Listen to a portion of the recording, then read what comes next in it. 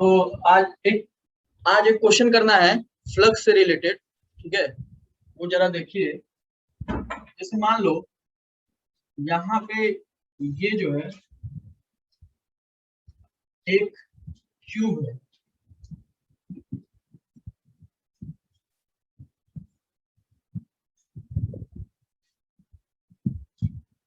यहाँ पे ये जो है एक क्यूब है। अब इस क्यूब के एक यहाँ कॉर्नर पे कोई चार्ज रख दिया गया क्यूब। अभी आपको जो है बताना है कि इस क्यूब से कितना फ्लक्स पास करेगा, इस क्यूब से कितना फ्लक्स पास करेगा। तो सबसे पहली बात यह है कि देखो, ये चीज आप तभी विजुअलाइज कर सकते हो अगर केमिस्ट्री में सॉलिड स्टेट पढ़ा है। केमिस्ट्री में अगर तुमने सॉलिड स्टेट पढ़ रखा है तभी इस चीज को विजुअलाइज हो सकता है। पहली बात कि कोई भी अगर पॉइंट चार्ज देखोगे तो वो जो होगा सिंपली एक स्फीयर की तरह काम करेगा, बहुत छोटा स्फीयर। यहाँ जब आप रखेंगे कॉर्नर पे, तो अब केवल देखना यह है कि क्या ये पूरे चार्ज का जो फ्लक्स है, यानी कि इलेक्ट्रिक फील्ड लाइन है, वो पूरा पूरा क्या इस क्यूब से पास कर रहा है क्या?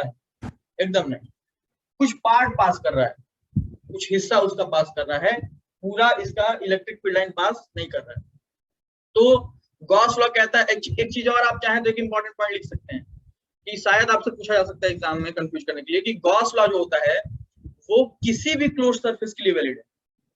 जरूरी नहीं है कि वो क्लोज सरफेस सिमेट्रिकल ही हो, ठीक है। Gauss law is valid for any close surface whether it is symmetrical और नॉट। लेकिन थोड़ा अपने कन्वेनियंस के लिए, ईज के लिए हम क्या करते हैं, सिमेट्रिकल सरफेसेस ले लेते हैं। जैसे एक एग्जांपल के तौर पे छोटी सी बात मैं बताता हूँ, जैसे ध्यान से समझिएगा। ये देखो छोटी छोटी बातें हैं गॉस लॉ। एक तो यार इतना वास्ट टॉपिक है गॉस लॉ, उसमें जितना खोदोगे उतना अंदर चलते जाओ। ये सारी चीजें आपको खुद से मैंने छोड़ दिया था कि खुद से जो है आप ये सारी चीजें ढूंढ ढूंढ के करें, लेकिन बेसिक गॉस लॉ सब आपको पता है। तो पहला पॉइंट हमने गॉस लॉ में एक इंपॉर्टेंट पॉइंट क्या समझा नोट के तौर पर लिखने का, कि Gauss law is valid for any close surface, any close surface whether it is symmetrical और नॉट, कोई भी शेप और साइज का हो। लेकिन ईच के लिए हम सिमेट्रिकल सरफेसेस ले लेते हैं, लाइक सिलेंडर, स्फीयर, क्यूब बना देते हैं, ठीक है। तो अब जरा एक चीज एग्जांपल एक समझते हैं, इसको करेंगे अभी करेंगे, लेकिन एक एग्जांपल समझते हैं। ये लिखते रहिएगा, मिटाऊंगा तो। एक एग्जांपल समझते हैं, जैसे मान लो यहाँ पे एक कटोरा है जिसको हम कहते हैं हेमिस्फीयर। ये एक हेमिस्फीयर, हेमिस्फीयर का यहाँ पे एक सेंटर। शिवेंद्र आवाज जा रही है क्या? हाँ सर। ये हेमिस्फीयर है, हेमिस्फीयर पे यहाँ पे एक चार्ज हमने रख दिया इसके सेंटर पे क्यू। तो बात यह है कि क्या इस हेमिस्फीयर से जो फ्लक्स पास करेगा क्या हम निकाल सकते हैं? तो प्रश्न ये उठता है, निकाल सकते हैं कि नहीं। तो देखो सिंपल सा गॉस ने समझाया है भाई कि किसी भी क्लोज सरफेस के अंदर अगर कोई चार्ज इंक्लोज होता है तो जो फ्लक्स होता है वो होता है Q enclose by epsilon not. लेकिन यहाँ पे ये क्लोज सरफेस नहीं है, यहाँ पे कुछ हिस्सा जो है चार्ज का इस हेमिस्फीयर से होते हुए पास कर रहा है, लेकिन कुछ हिस्सा जो होगा इलेक्ट्रिक फील्ड लाइंस का वो निकल जाएगा बाहर। तो हम कैसे इसको क्या करें? तो आपको क्या करना होता है, जैसे आपको एक क्वेश्चन याद होगा मैंने कराया था कि एक प्लेट था स्फेरिकल और उसके a/2 दूरी पे एक चार्ज रखा हुआ था, तो उसको हमने क्यूब बना दिया था और क्यूब से Q upon epsilon not flux pass होता था। तो उसके एक फेज से जो है Q by 6 epsilon not pass होने लगता था और सिमेट्री होती थी, सारी चीजें वो मैंने डिस्कस कर रखा पहले ही। तो उसी तरह समझो यहाँ पे केवल ये है, इसको अगर सिमेट्रिकल क्लोज बनाना हो तो क्या करेंगे, आप ऊपर से एक और कटोरा लगा देंगे, ऊपर से सेम कटोरा ऊपर से भी लेके रख दीजिए। देखो मेरा बना नहीं है सही से, लेकिन आपको सेम बनाना है, ठीक है। सेम कटोरा रख रहे, क्या ये स्फीयर बन गया? और चार्ज क्या सिमेट्रिकल बॉडी के अंदर जो है इंक्लोज हो गया कि नहीं हो गया? एकदम हो गया। यानी कि अब जो ये तो पूरा स्फीयर बना है उससे कितना फ्लक्स पास कर रहा है, क्यू अपॉन एप्सिलॉन। तो हेमी स्फीयर से कितना फ्लक्स पास करेगा, क्यू अपॉन 2 एप्सिलॉन। समझ में आ रहा है? तो ये बेसिक चीजें होती है। मतलब क्वेश्चन ये है कि ये आपको सवाल दिया हुआ है, बोला है कि find the flux passing through this hemisphere. तो इसको हम क्या करेंगे, इसको हम क्या करेंगे, कंप्लीट जो है स्फीयर में कन्वर्ट करेंगे। ये सॉलिड वाला जो बना रहा हूँ ये आपको दिया हुआ था और ये डॉटेड वाला मतलब आपने एडिट किया है, ठीक है। ये क्यू था, तो अभी इसके थ्रू जो फ्लक्स पास करेगा, फ्लक्स टोटल, वो होगा क्यू अपॉन एप्सिलॉन नॉट। तो इसका मतलब क्या होगा, यहाँ पे इसके थ्रू जो फ्लक्स पास करेगा वो क्या होगा, क्यू अपॉन 2 एप्सिलॉन। समझ में आनी चाहिए ये सब बात, ठीक है। तो ये आपको ध्यान देना है, ठीक, ये नोट कर सकते हो। अब जरा मेरी बात ध्यान से समझो, ये यहाँ पे ये क्यूब है, अब इसकी हम बात करें, लेकिन यहाँ इसने खेल खेल दिया है। क्या खेल खेल दिया है, ये क्यूब के सेंटर वगैरह पे ना रखे चार्ज। अब देखो, जैसे मेरी बात समझो, हमने ये डिस्कस करा है, सेंटर पर रखते हैं तो क्यू अपॉन एप्सिलॉन नॉट इस क्यूब से, यहाँ रख दें तो क्यू अपॉन एप्सिलॉन नॉट, क्योंकि चार्ज की पोजीशन पर डिपेंड नहीं करता है। यहाँ रख दें क्यू अपॉन एप्सिलॉन नॉट, यहाँ रख दें क्यू अपॉन एप्सिलॉन नॉट, ये पूरे क्यूब से नेट फ्लक्स जो होगा। लेकिन यहाँ कॉर्नर पे रख दिया तो क्या करें, तो कॉर्नर पे रख दिया तो हमको सबसे पहला एक काम यहाँ पे करना होगा, हमको एक क्लोज बॉडी यहाँ पे तैयार करनी है। तो वो क्लोज बॉडी किस तरह से होगी, अगर आपने केमिस्ट्री में सॉलिड स्टेट पढ़ा है तो सर बहुत अच्छे से पढ़ाते हैं आपके, तो वो पूरा बताए होंगे। जैसे इस चार्ज को ढकने के लिए पूरा कंप्लीटली हमें इस क्यूब के अलावा 7 और क्यूब लगेंगे, 7 और क्यूब लगेंगे इसको ढकने के लिए, ठीक है। तो इसको ढकने के लिए, कंप्लीटली इसको कवर करने के लिए, वो विजुअलाइजेशन आपका तभी हो पाएगा तो आपने केमिस्ट्री में सॉलिड स्टेट पढ़ा है, ठीक। तो हमको देखना है कि इस चार्ज को ढकने के लिए कितने क्यूब्स की जरूरत पड़ेगी। तो यहाँ पे अगर हम देखेंगे तो हमको दिखाई देगा कि यहाँ पे अगर ये चार्ज है कॉर्नर पे, तो इस चार्ज को ढकने के लिए हमें 1 2 3 4 5 6, ठीक है, और एक यहाँ पीछे देखो 7, और बाकी ये पहले से ही था 8। मतलब एक यहाँ पे एक पॉइंट चार्ज को कंप्लीटली क्लोज सरफेस के अंदर इंक्लोज करने के लिए हमें टोटल 8 क्यूब्स की जरूरत पड़ी। अब जैसे ही आप 8 क्यूब से इसको ऐसे कवर करोगे, तब जाके सारे के सारे क्यूब्स से जो है हमें इक्वल फ्लक्स निकलते हुए दिखाई देंगे, ठीक। तो इस वजह से अब जरा एक बात समझो, ये जो पूरा सिस्टम दिख रहा है, ये कंप्लीट सिस्टम जो दिख रहा है, ये कंप्लीट सिस्टम से कितने फ्लक्स पास कर रहे हैं, क्यू अपॉन एप्सिलॉन नॉट। कितने फ्लक्स, अगर ये चार्ज हम क्यू मान, क्यू अपॉन एप्सिलॉन, क्योंकि गॉस लॉ किसी भी तरह के क्लोज सरफेस के लिए वैलिड, तो ऐसे क्लोज सरफेस के लिए वैलिड हो। तो ये सिमेट्रिकल सरफेसेस हैं, वही सेम साइज के क्यूब को हमने कंसीडर कर लिया है कवर करने के लिए। तो कंप्लीट सरफेस के लिए जो है, आप ये डायग्राम जरूर अपने कॉपी में चाहे बना सकते हैं, नहीं बना पाएंगे तो कोई बात नहीं, ये पीडीएफ से आप लोग घर पे आराम से बनाइए। तो यहाँ पे ये क्यूब को ढकने के लिए 8, इस चार्ज को ढकने के लिए 8 क्यूब्स की जरूरत पड़ रही है। यानी टोटल फ्लक्स जो हमको चाहिए पास करना है इस पूरे सिस्टम से कर रहा होगा, क्यू अपॉन एप्सिलॉन नॉट होगा। तो एक क्यूब से कितना पास करोगा, जो हमारा रिक्वायर्ड क्वेश्चन कि एक क्यूब से कितना पास करोगा, क्यू अपॉन 8 एप्सिलॉन नॉट। यही आपको क्या करना था, ध्यान देना था, ठीक है। तो यहाँ पे क्या होगा, तो यहाँ इसको अभी बोर्ड पे बना पॉसिबल नहीं है, मेरे द्वारा तो एकदम नहीं है, 3D इमेज इसीलिए मैंने दिखा दिया। तो यहाँ जो है आपको समझ में आना चाहिए कि इसको कवर करने के लिए 8 क्यूब्स की जरूरत है। इस वजह से अगर टोटल फ्लक्स हम लिखें 8 क्यूब आप बना के टोटल फ्लक्स लिखोगे तो क्यू अपॉन एप्सिलॉन नॉट, तो इस केवल एक क्यूब से कितना फ्लक्स पास होगा, जो फ्लक्स पास होगा वो होगा क्यू अपॉन 8 एप्सिलॉन नॉट। इतनी बात समझ में आई, ठीक है। एक और तरह का क्वेश्चन जो है पूछ सकता है, जो क्वेश्चन है हमारा वो क्या है कि यहाँ पे एक क्यूब है, ये एक जो है क्यूब है, इस क्यूब के जो है एज के सेंटर में एक चार्ज हमने रख दिया है, एज के सेंटर में एक चार्ज रख दिया है। तो अगर क्यू चार्ज रख दिया तो क्वेश्चन हमारा क्या है कि what will be the flux passing through this cube, ठीक है। तो यहाँ पे एक चीज समझना, इसको कवर अप करने के लिए कितने क्यूब्स की जरूरत पड़ेगी। अब जरा देखो, यहाँ पे समझो, एक क्यूब हम यहाँ पे जो है ये वाला जो सरफेस है इसके साथ जोड़ के आगे की तरफ बढ़ाएंगे, ठीक। तो नीचे 2 क्यूब हो गया, लेकिन इस चार्ज का ऊपर वाला हिस्सा तो अभी भी क्या है, ब्लैंक है, अभी क्लोज नहीं है। तो जैसे नीचे 2 क्यूब हमने लगा दिया है, ऊपर भी हमको क्या करना पड़ेगा, 2 क्यूब यहाँ पे लगाना पड़ेगा। एक चीज करने की कोशिश करते हैं जरा,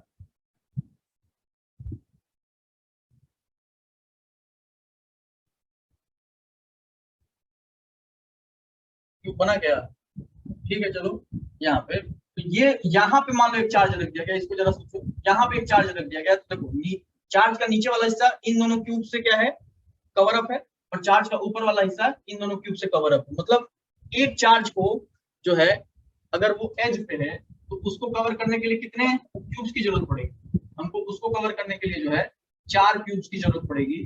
ठीक है, तो यहाँ पे इस चार्ज को कवर करने के लिए टोटल जो नीड है हमारे पास क्यूब की वो है 4, यानी कि इससे जो फ्लक्स पास करेगा इससे क्या होगा Q/4 एप्सिलॉन। ठीक, बस आप इसमें लिख लीजिएगा कि we need 4 cubes to cover this charge. ठीक, 1 in front and 2 above these cubes. ठीक है, 2 क्यूब हमको इसके ऊपर से रखना पड़ेगा। तो जो टोटल फ्लक्स केवल एक सिंगल क्यूब से पास करेगा वो क्या होगा Q/4 एप्सिलॉन। ठीक है, तो ध्यान देना है। एक और तरह का क्वेश्चन पूछ सकता है, देखो ये सब सॉलिड स्टेट वाली बातें हैं। एक और तरह का क्वेश्चन पूछ सकता है, मान लीजिए कि जो क्यूब है हमारा वो फेस सेंटर पे रखा हुआ है। कहाँ रखा हुआ है? ये जो आगे वाला फेस दिख रहा है आपको, यहाँ पे रख दिया गया है। सॉरी, चार्ज, एक चार्ज जो है क्यूब के फेस पे रख दिया गया है। तो अभी कितने क्यूब की जरूरत पड़ेगी दीपक?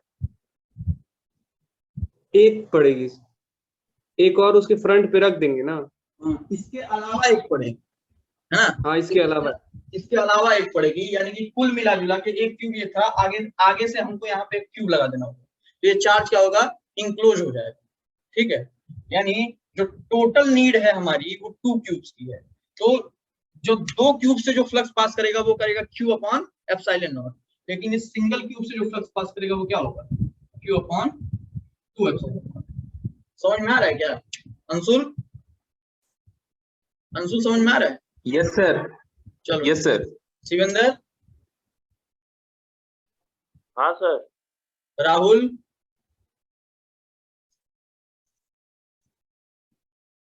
आवाज नहीं आ रही। चलो ठीक है, ठीक है, ठीक है। तो ये समझ में आया Q/2ε0। तो ये क्यूब से रिलेटेड कुछ अलग अलग तरीके के क्वेश्चंस थे। तो हमने तो सेंटर पे देखा था, ठीक है, अच्छा याद दिलाया कि इस तरह का। ठीक है, नोट कर लेना। अब नेक्स्ट हम लोग देखेंगे कि हमको क्या करना है।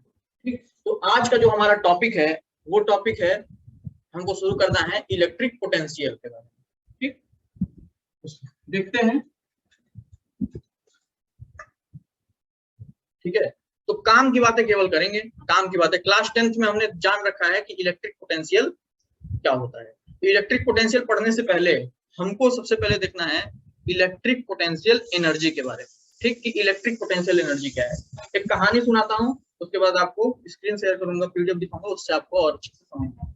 जैसे मान लो यहाँ पे एक चार्ज है Q, एक चार्ज है Q, और ये है अनंत।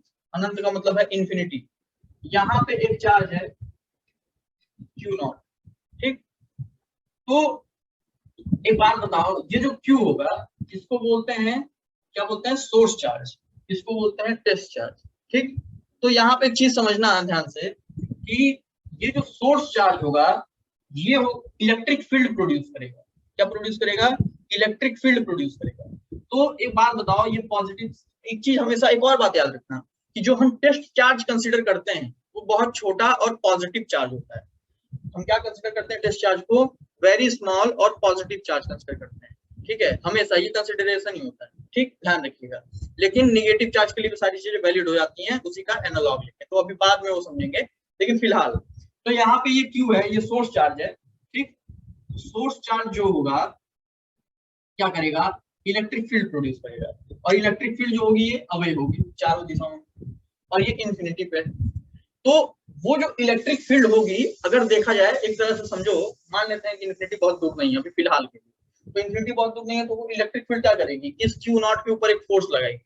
जो फोर्स क्या होगा? वो अवे लगेगा, इलेक्ट्रिक फील्ड के डायरेक्शन में लगेगा। मतलब इलेक्ट्रिक फील्ड इसको लेके चली जाएगी उधर कहीं। ठीक, लेकिन एक चीज समझो, मान लो कि यहाँ पे एक पॉइंट है P जो कि R दूरी पे है। Q से सोर्स चार्ज से कितनी दूरी पे है? R दूरी पे। और तुम्हारा मन कर रहा है कि इस टेस्ट चार्ज को तुमको इन्फिनिटी से इस पॉइंट P पे ले आना है। तो एक बात बताओ, ये अपने आप कभी आ पाएगा क्या? नहीं आ पाएगा। इलेक्ट्रिक फील्ड ला पाएगी क्या? नहीं ला पाएगी। तो किसकी जरूरत पड़ेगी? मेरी और आपकी। तो हम लोग कौन है? एक्सटर्नल एजेंट है, बाहरी सोर्स है। इलेक्ट्रिक फील्ड और चार्ज के अलावा हम दूसरे बाहर के हैं। ठीक, तो मतलब ये जो चार्ज होगा इसको यहां से यहां तक ले आने, एक एक्सटर्नल एजेंट का जरूरत है, ठीक है, एक्सटर्नल एजेंट की जरूरत पड़ेगी, और वो एक्सटर्नल एजेंट इलेक्ट्रिक फील्ड से लड़ाई झगड़ा करके इस चार्ज को ले आए। क्यों? क्योंकि इलेक्ट्रिक फील्ड चाह रहा है भैया तुम भागो यहाँ से, चलो हटो, लेकिन एक्सटर्नल एजेंट करेगा अरे ऐसे कैसे, तो ये लेके आएगा एक्सटर्नल एजेंट, जबरदस्ती लेके आएगा एक्सटर्नल एजेंट, मतलब मैं जो है मैं इसको जबरदस्ती लेके आऊँ।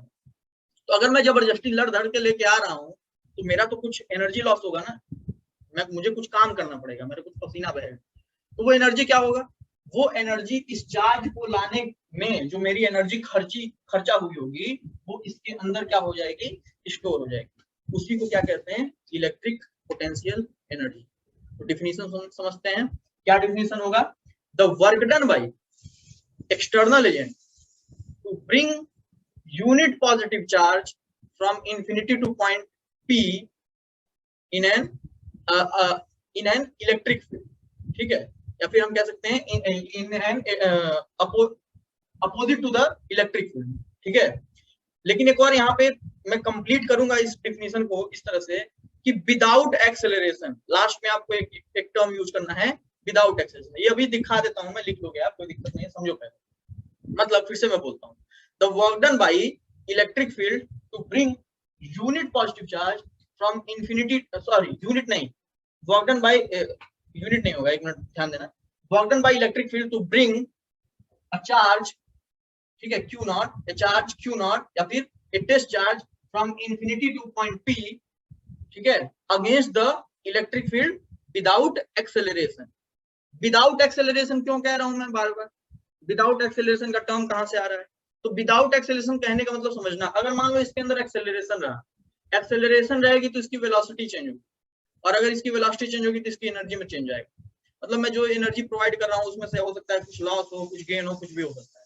मतलब जो मैं वर्क करूंगा अगर इसके अंदर एक्सेलरेशन रहा तो मेरा जो वर्क होगा वो कम, यहाँ आते आते वो कम भी हो सकता है और ज्यादा भी हो सकता है जो इसके अंदर एनर्जी हो, है ना। तो इसीलिए हम विदाउट एक्सेलरेशन कंसिडर करते हैं। विदाउट एक्सेलरेशन होता कैसे है, तो इलेक्ट्रिक फील्ड जितना फोर्स लगा रही होगी उसको उतना ही मैं भी फोर्स लगाऊंगा, लेकिन ये बहुत धीरे धीरे हम फोर्स लगाते हैं और बहुत स्लोली इसको लेके आते हैं ताकि जो है वो फोर्स की वजह से बहुत ज्यादा एक्सेलरेशन ना हो। तो जितना हम इधर की तरफ फोर्स लगाते हैं उतना ही इलेक्ट्रिक फील्ड अपोजिट फोर्स लगाते हैं, लेकिन ऐसा हम करते हैं कि बहुत स्लोली इसको यहाँ पे ले आते हैं। फिर से मैं बोलता हूँ, the work done by external agent to bring a positive test charge, लिखो, the work done by external agent to bring a positive test charge, a positive test charge from infinity to point P, from infinity to point P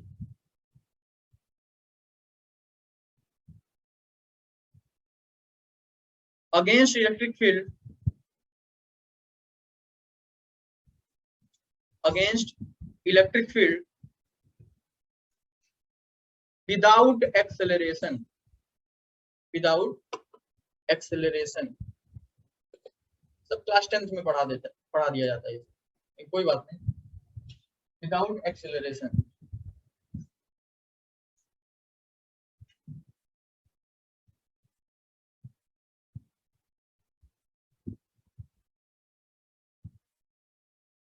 ठीक है, तो वही अब मैं क्या करने जा रहा हूँ, मेरा काम निकालने जा रहा हूँ, मैंने कितना काम किया है, ठीक। तो एक मिनट जरा देखिएगा ध्यान से सब लोग।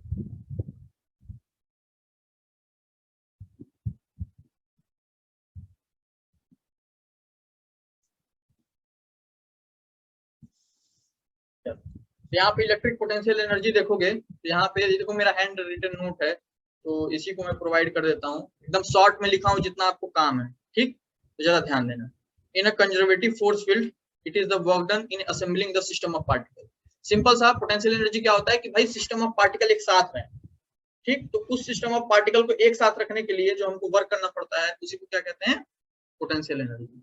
एक बात आप लिख सकते हो ध्यान से कि पोटेंशियल एनर्जी हमेशा निगेटिव होती है अगर सिस्टम जो सिस्टम है उसके अंदर अट्रैक्टिव फोर्सेस है, ठीक है। जैसे ये ग्रेविटेशन में मैं बताऊंगा, लेकिन अभी आप चाहो तो लिख लो कि अगर अट्रैक्टिव फोर्सेस होता है, अगर अट्रैक्टिव फोर्स हो, या हम कह सकते हैं, ये हिंदी में लिखो इंग्लिश में लिखो जो आता है लिखो, अगर अट्रैक्टिव फोर्स हो या बाउंडेड सिस्टम हो, बाउंडेड सिस्टम मतलब जकड़ा हुआ हो, ठीक है, अगर या अट्रैक्टिव फोर्स हो या बाउंडेड सिस्टम हो, तो जो पोटेंशियल एनर्जी होती है उसकी वैल्यू निगेटिव होती है।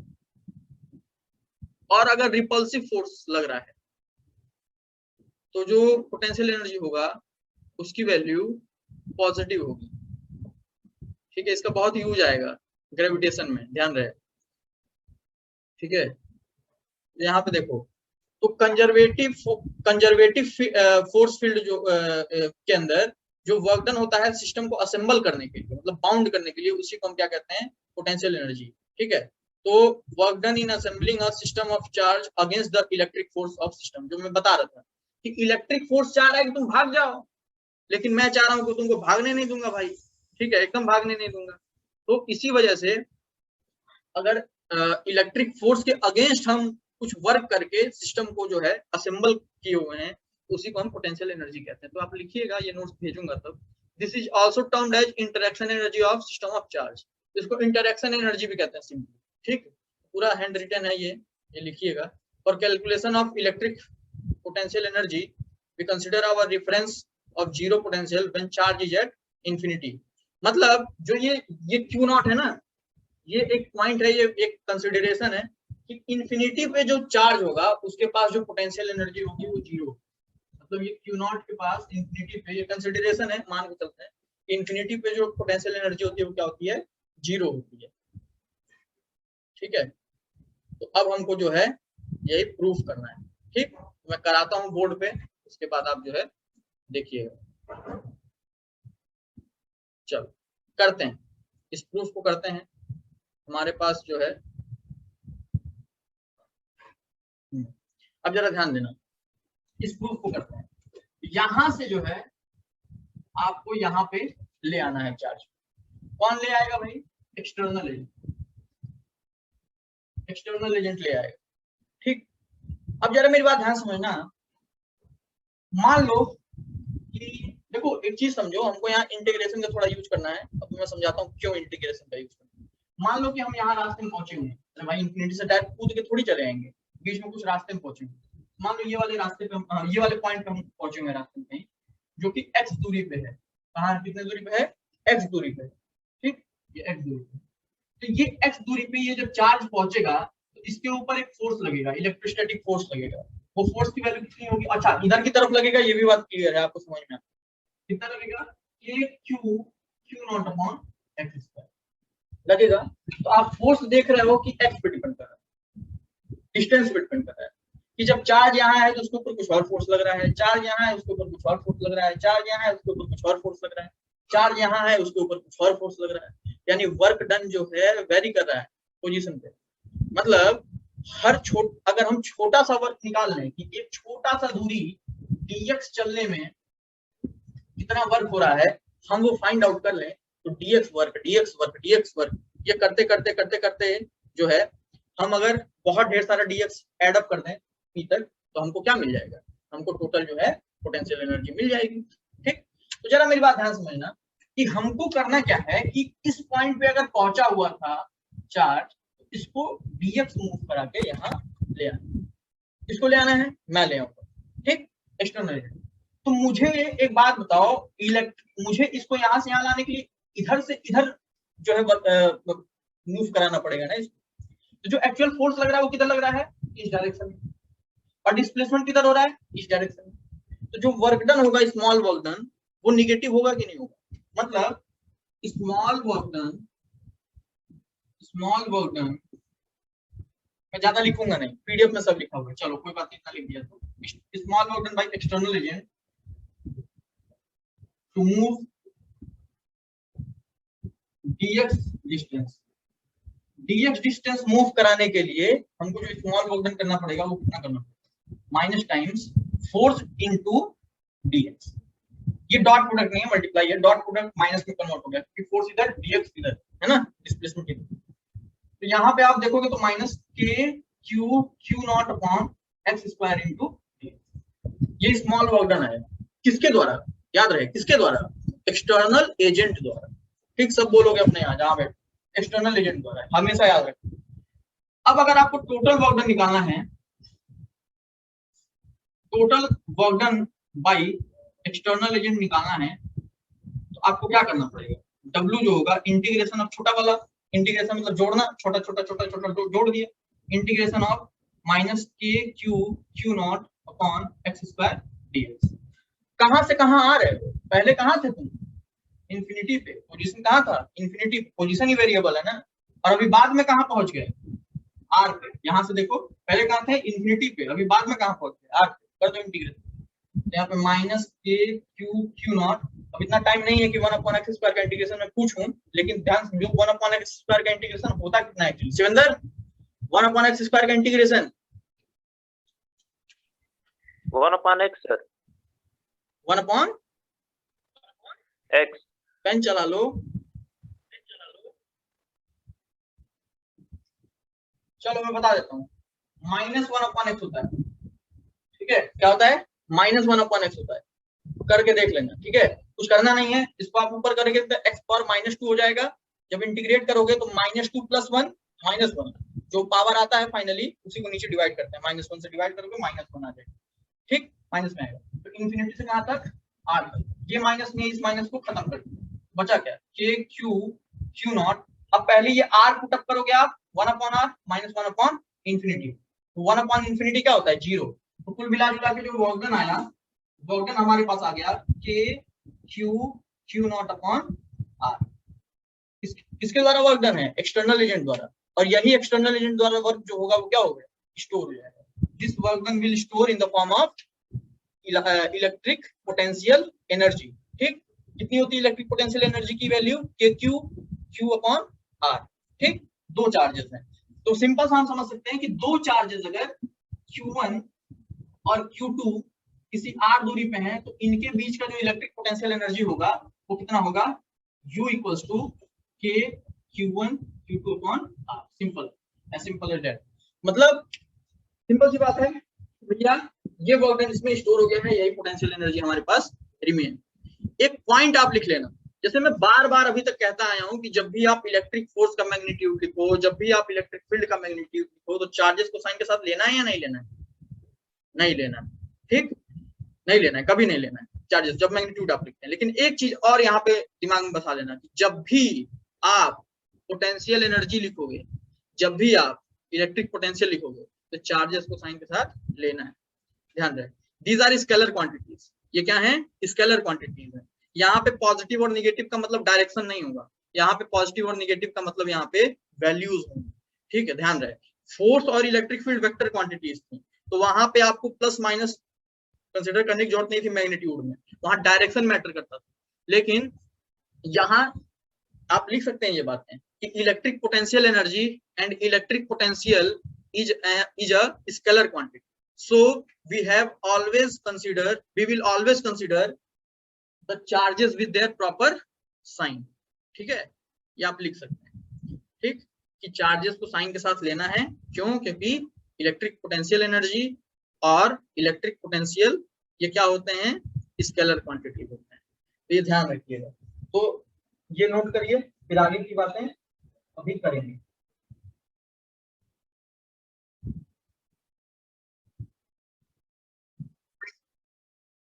तो यहाँ पे हमको कुछ बातें समझ में आई कि दो चार्जेस हैं Q1 और Q2, दोनों के बीच की दूरी है r, तो हमारे पास जो पोटेंशियल एनर्जी है इनके बीच की, अच्छा इंटरेक्शन पोटेंशियल एनर्जी भी कहता है, आपको मैंने बताई है, तो वो जो है वो है K Q1 Q2 upon r square, ठीक है, ये इतनी वैल्यू।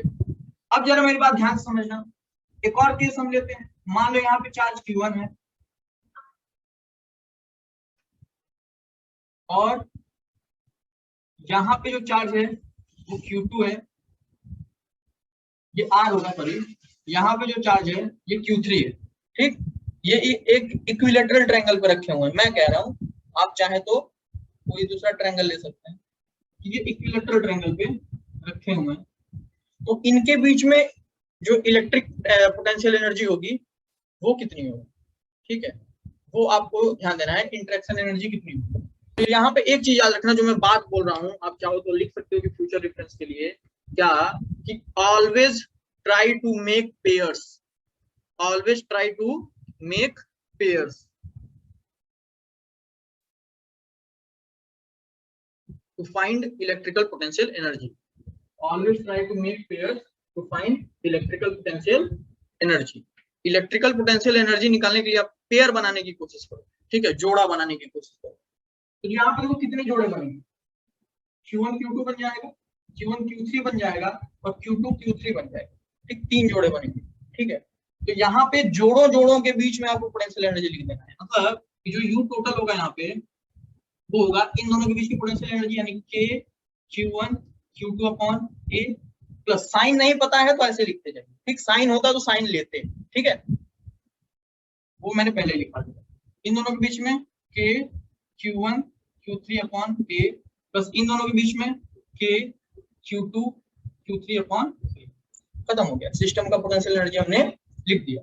अब जरा मेरी बात ध्यान समझना, और एग्जांपल से काम देख लेते हैं। जैसे मान लीजिए यहाँ पे एक स्क्वायर है, ये एक स्क्वायर है, ठीक है, साइड ए है सारा, मान लिया हमने। यहाँ पे चार्ज रखा है Q1 Q2 Q3 Q4, ये चार्ज रखा हुआ है, ठीक। आपको करना क्या है कि सिस्टम की पोटेंशियल एनर्जी लिखनी। तो हमारे गुरुजी ने सिखा दिया कि भैया पेयर बनाओ, कितने पेयर बनेंगे वो हमको देखना पड़ेगा, 1 pair, 2 pair, 3 pair, 4 pair, 5 pair, 6 pair, बनेगा कि नहीं बनेगा, 6 पेयर बनेंगे, ठीक। इन 6 पेयर का हमको क्या करना है, एनर्जी लिख देना, यानी कि यू टोटल जो आप लिखोगे तो क्या क्या लिखोगे, डिस्टेंस जरूर ध्यान रखना, तो K Q1 Q4 upon A plus K Q1 Q2 upon A plus K Q2 Q3 upon A plus K Q4 Q3 upon A plus K, इन दोनों को ले रहा हूं, अब ध्यान देना, Q1 Q3 अपॉन ये दूरी कितनी हो जाएगी, √2a, डायगोनल जो होता है, प्लस इन दोनों को ले रहे हैं आप K Q2 Q4 अपॉन √2, ये सिस्टम की जो होगी टोटल एनर्जी हो जाएगी, ठीक।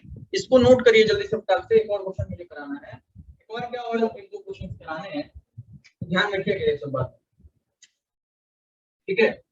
चलो अब एक और करते हैं, बहुत अच्छा क्वेश्चन। एक और चीज मैं बता दूं, आप चाहें तो लिख सकते हैं, क्या बताना है कि भाई बताना ये है कि यार ये पेयर्स सर आप अभी तो जोड़ ले गए, जोड़ के आपने बता दिया, कोई तरीका है क्या पेयर्स, कितने पेयर्स बनेंगे वो जानने का, एक तरीका होता है, मैथमेटिकल तरीका है, आप चाहे तो याद कर लें, आपको अगर नोट करके लिख सकते हैं, नंबर ऑफ पेयर्स निकालने हैं, क्योंकि ये आसान क्वेश्चन थे तो समझ में आ गया, इसके बाद वाला अभी एक क्वेश्चन दूंगा तो आप काउंट ही करते रह जाओगे, जिंदगी निकल जाएगी, अरे नहीं जिंदगी वाला नहीं, मतलब टाइम बहुत लगेगा, ठीक है। तो नंबर ऑफ पेयर्स अगर आपको निकालने हैं तो जो नंबर ऑफ पेयर्स निकलते हैं वो कुछ इस तरह से निकलते हैं, NC2 से निकलता है, किससे निकलता है, NC2 से, कॉम्बिनेशन का होता है नियम NC2, ठीक है। इसकी वैल्यू कितनी होती है, इसकी वैल्यू होती है n फैक्टोरियल अपॉन, मैं बताता हूँ सारी बातें, घबराओ मत, n-2 फैक्टोरियल अपॉन 2 फैक्टोरियल, एक काम करो 2, चलो ठीक है 2, ठीक है। NC2 से जो है, यहाँ वैसे एक्चुअली जो मैथ का बुक होता है वहां पे ये 2 की जगह कुछ भी ले सकते हैं, R ले सकते हैं, ठीक है। तो n factorial upon n minus r factorial upon r factorial, ठीक। लेकिन पेयर्स बनाने का क्या मतलब होता है कि जितने लोग हैं, जैसे यहाँ 4 चार्जेस हैं तो पेयर कैसे बनेगा, 4 में से 2 निकाल लो, ठीक। तो वही 4 में से हम क्या कर रहे हैं, 2 निकाल ले रहे हैं, रटना नहीं है कुछ, समझ के, ठीक है।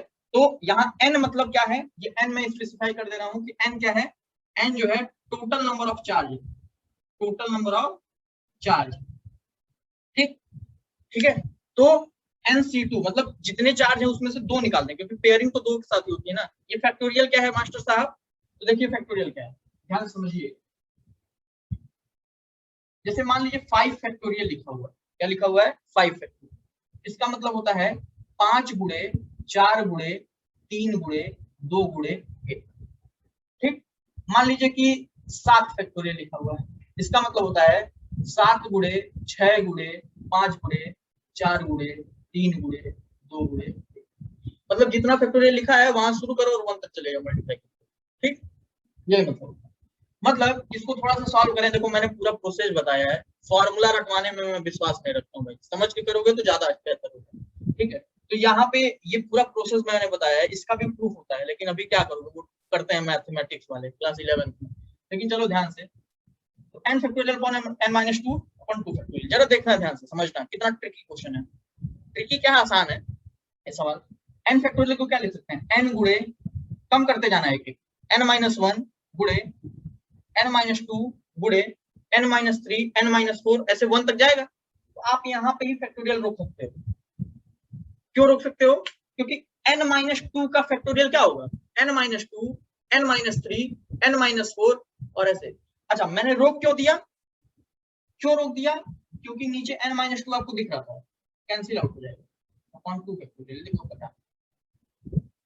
और 2 फैक्टोरियल का मतलब आप ये लिख सकते हो कि 2 गुणे 1, 2 से 1 तक ही जाना है। ठीक है, 2 गुणे 1, तो बचा क्या है, n-1 अपॉन, और यही जो सो कॉल्ड बड़ी बड़ी कोचिंग हैं, चाहे बड़े बड़े मास्टर लोग हैं, रटवा देते हैं। रट लेना, पेयर बन जाएगा, कुछ रटना उठना नहीं। ठीक, तो पेयर बनाने के लिए आपको पेयरिंग करने के लिए क्या याद रखना है, NC2। n क्या है, नंबर ऑफ चार्जेस, जितने चार्जेस उसमें से 2 सेलेक्ट करना। NC2 का क्या होता है, ये होता है फॉर्मूला आप कह सकते हैं ये है। ठीक है, वो क्या होता है, n factorial upon n-2 factorial upon 2 factorial. ठीक, तो इससे हमने ये सॉल्व करके निकाल लिया। तो ठीक है, मैंने सॉल्व करके बता दिया, कुछ समझ में आया ना। वैसे इवेंचुअली आपको यही याद रखना है कि पेयर बनाने का यही तरीका है, n-1 अपॉन 2। n क्या है, नंबर ऑफ चार्जेस। जैसे यहाँ 4 चार्जेस, n की जगह 4 रखो, 4 4 माइनस 1, तो 4 जो है 2 से कटा तो 2 आया, और यहाँ 3 आया हुआ है, 3 गुना 6, देखो 1 2 3 4 5 6 पेयर होना।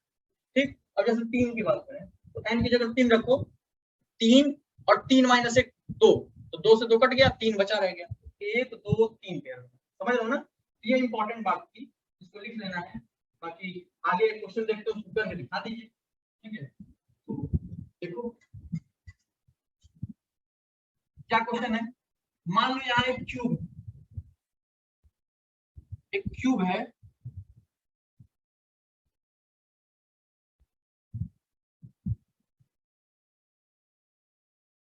और ये क्यूब के जो साइड्स है वो a है। ठीक, और इसके सारे कॉर्नर्स पे चार्जेस रखे हुए हैं। अब मैं, देखो यार 8 चार्ज का नाम दोगे, Q1 Q2 Q3, परेशान हो जाओ, तो मैं सारे चार्जेस को Q नाम दे रहा हूँ। ठीक, Q Q Q सारे जो है इक्वल चार्जेस है। ठीक है, अगर चार्ज का साइन बदल गया तो साइन को भी क्या करना है, कंसीडर करना है। लेकिन यहाँ पे भी मैं, आप सीख रहे हो इसलिए इक्वल चार्जेस मैंने दे दिया है। चलो पहला काम हमारा ये होगा, पहले लिखिए, इसमें क्वेश्चन क्या है कि find the interaction energy of system, या फिर electrical potential energy of system, ये हमको निकालना है। क्यूब के साइड ए है, उसके सारे कॉर्नर्स पे इक्वल अमाउंट ऑफ चार्जेस रखे हुए हैं, तो आपको निकालना है इलेक्ट्रिकल पोटेंशियल एनर्जी। ठीक है, सवाल समझ में आ गया होगा। तो हमारे गुरुजी ने बहुत अच्छा किया है एक चीज बता के, पहले एक काम करो, पेयर निकालो। क्या निकालो, पेयर निकालो, कितने पेयर यहाँ पे जो है बनेंगे। तो हमारे सर ने बताया कि भाई पेयर्स निकालने के लिए n-1 अपॉन 2 यूज कर दीजिए। तो टोटल चार्जेस कितने हैं भाई, 8। भाई कॉर्नर्स तो 8 हैं, n की जगह 8 रखो, 8 8 माइनस 1 बटा 2, तो 8 गुणे 7 बटा 2, इकट्ठा 4 बार में 4 7 चौको 28। ठीक, मतलब 28 पेयर बनेगा। अब तुम जोड़ सोचो, जोड़ जोड़ के करते तो करते रह जाते, तो 28 पेयर बनेगा। इसमें भी ट्रिक अप्लाई करना है, दिमाग अप्लाई करना है, कोई ट्रिक होता नहीं है, दिमाग। आप अकेले अकेले करोगे तो करते रह जाओगे। अब जरा थोड़ा सा दिमाग दौड़ाओ, 28 पेयर बने, इन 28 को डिवाइड करना है, जरा समझिएगा कैसे। ये जो वाले पेयर्स बनेंगे, ध्यान से देखना, ए ए ए ए ए ए ए ए, ये जो वाले पेयर्स बनेंगे, ये सबका पोटेंशियल एनर्जी सेम होगा। क्यों, क्योंकि चार्जेस सेम है और साइड भी सेम। ठीक, तो कितने ये पेयर्स बनेंगे, एजेस कितने होते हैं क्यूब में, 12। काउंट करो, 1 2 3 4 5 6 7 8 9, 10, 11 और 12। मतलब इस 28 में से 12 पेयर्स ऐसे होंगे जिनके पास जो पोटेंशियल एनर्जी होगी वो होगी के क्यू क्यू अपॉन ए होगी। तो यू टोटल जब आप लिखोगे क्या लिखोगे 12 टाइम्स के क्यू क्यू मतलब क्यू स्क्वायर अपॉन ए। बोलो ये क्लियर। अभी 28 में से 12 गया, कितना बचा तुम्हारे पास 16 बचा। ठीक है, अब वो 16 में से अगला देखें और क्या क्या बन सकता है। तो बाबू सब लोग ध्यान से देखेंगे, यहाँ पे ध्यान से देखेंगे कि एक फेस लो, ये एक फेस स्क्वायर बनाएगा, स्क्वायर के पास ये देखो डायगोनल वाले यहाँ पे पेयर्स बनेंगे। तो एक फेस में कितने डायगोनल 2 डायगोनल, और क्यूब में टोटल कितने फेसेस 6। तो पूरे क्यूब में कितने ये देखो इनको फेस डायगोनल कहते हैं। देखो क्यूब में जो है 2 तरह के डायगोनल होते हैं, एक इंटरनल डायगोनल होता है सेंटर टू सॉरी जो सेंटर से पास होते हुए जाता है क्यूब के अंदर। जैसे आपके पास एक रूम होगा, आप एक कमरे में बैठे हो, एक कोई भी कॉर्नर देखो, अपने छत के किसी एक कॉर्नर को देखो और उसी का जस्ट अपोजिट नीचे एक कॉर्नर देखो, तो एक ये डायगोनल होता है। ठीक, और कोई भी एक दीवार देखो उसका एक ये वाला डायगोनल होता है, ये वाला समझ ना। तो क्यूब में 2 तरह के डायगोनल होते हैं, क्यूब हो या क्यूबाइड, एक सेंट्रल डायगोनल होता है, एक फेस डायगोनल होता है। ठीक, तो यहाँ पे फेस डायगोनल की अगर हम बात करें तो एक फेस पे 2 डायगोनल, तो टोटल कितने फेसेस 6। तो 6 दूना 12 डायगोनल टोटल होते हैं फेस वाले। ठीक, तो ये मैंने किसकी वजह से लिखा, मैं लिख दे रहा हूँ एज की वजह से। ये एज जो है इसकी वजह से इंटरेक्शन एनर्जी लिखी। अभी 12 डायगोनल भी मिलेगी तो प्लस 12 के क्यू स्क्वायर। अभी ये दूरी कितनी हो जाएगी भाई, ये ए है ये ए है, तो ये हाइपोटेनस का काम करेगा ना। डायगोनल जो था √2a आता है, पहले ही जानते हो। तो के क्यू स्क्वायर अपॉन √। ठीक, ये किसकी वजह से आया, फेस डायगोनल। ठीक, तो 28 में से 12 12 24 चला गया, अभी 4 बचा। तो आप जिस रूम में बैठे हो उसके ऊपर वाले कॉर्नर को देखो, ठीक है, एक उसी का दूसरा नीचे वाले कॉर्नर को देखो, एक डायगोनल बना। देखोगे तो इस तरह के 4 डायगोनल आपके रूम में बनेंगे जिस रूम में आप बैठे हो। एक ये वाला उसी का जस्ट अपोजिट, एक ये वाला, 2 हो गया। फिर ये कॉर्नर उठाओगे तो एक अपोजिट, देखो रूम तो नहीं दिखा पा रहा हूँ, चलो इसमें दिखा देता हूँ। एक ये है, इसका इसके साथ बन जाएगा, ठीक है, अपोजिट वाला, इसका इसके साथ, इसका इसके साथ, इसका इसके साथ, इसका इसके साथ। ठीक है, 4 डायगोनल बनेंगे। अपने रूम में देखिए, आपको समझ में आएगा कि रूम में जो सेंट्रल डायगोनल होते हैं वो 4 बनते। तो 28 में से 24 यूज हो चुका था, हमारे पास 4 बचा था। और वो कौन से वाले डायगोनल, वो जो डायगोनल थे वो सेंट्रल डायगोनल, मतलब 4 के क्यू स्क्वायर अपॉन। अब बात आती है कि भाई सेंट्रल डायगोनल की लेंथ कितनी होती है। अगर क्यूब का लेंथ a है तो मुझे तो पता है √3a, आप भी निकाल सकते हो नो डाउट, लेकिन उसके लिए थोड़ा सा फील लाना पड़ेगा। कैसा फील लाना पड़ेगा, जैसा ध्यान दीजिए, देखो ये वाला कॉर्नर पकड़ रहा हूँ और ये वाला कॉर्नर पकड़ रहा हूँ, पकड़ लिया मैं, ठीक है। जरा जो डिस्टर्ब कर रहे हैं उसको मैं हटा रहा हूँ,